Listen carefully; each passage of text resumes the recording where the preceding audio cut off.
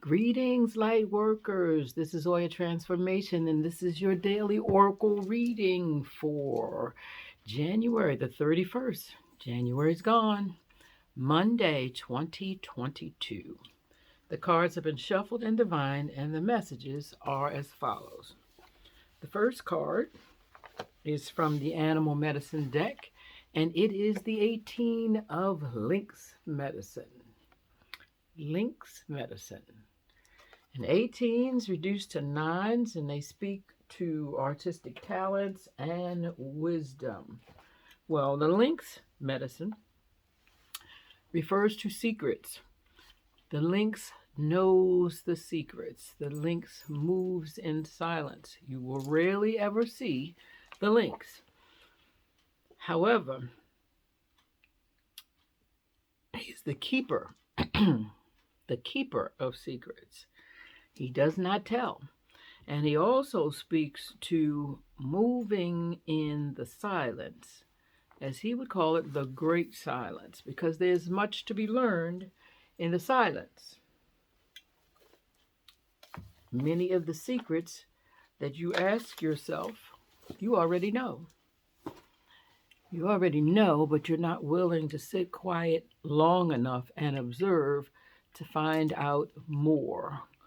We learn little bits, we immediately judge, and often go on assuming based on what we've judged and what we've learned rapidly about situations, about people's lives, people's whole lives. We can judge in a second based on some nuance we saw that didn't look like something we know something about.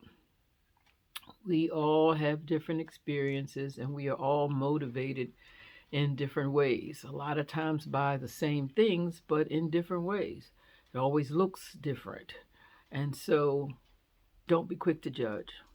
Spend more time in the silence, in meditation, asking the divine to clarify, asking for lynx medicine to pay attention and know what you know.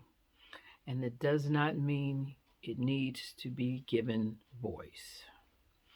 The second card in this reading is from the Wisdom deck, Wisdom of the Night, and it is the 36 of differences.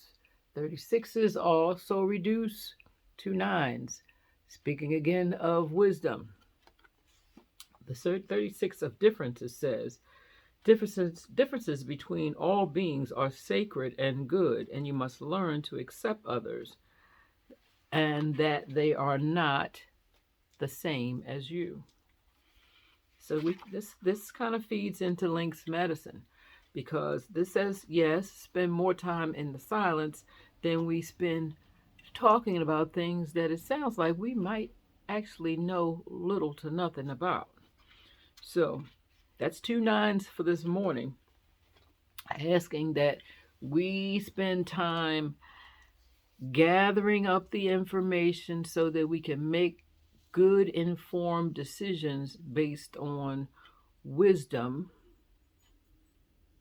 and not knee-jerk reactions to something that does not look like me, or something that does not move like me, because there's a lot of stuff.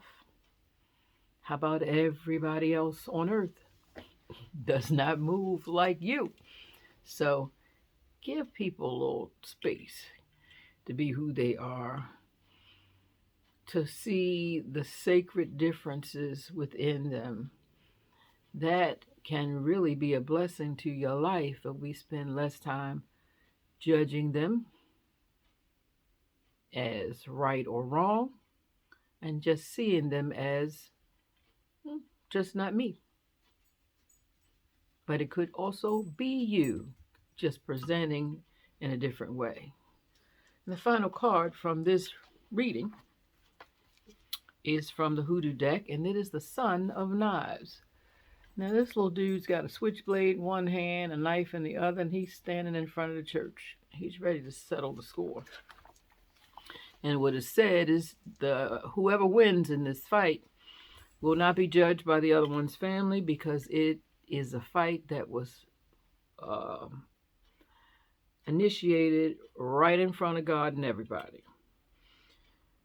But it also says that there is a tendency to go too hard, a tendency to provoke others.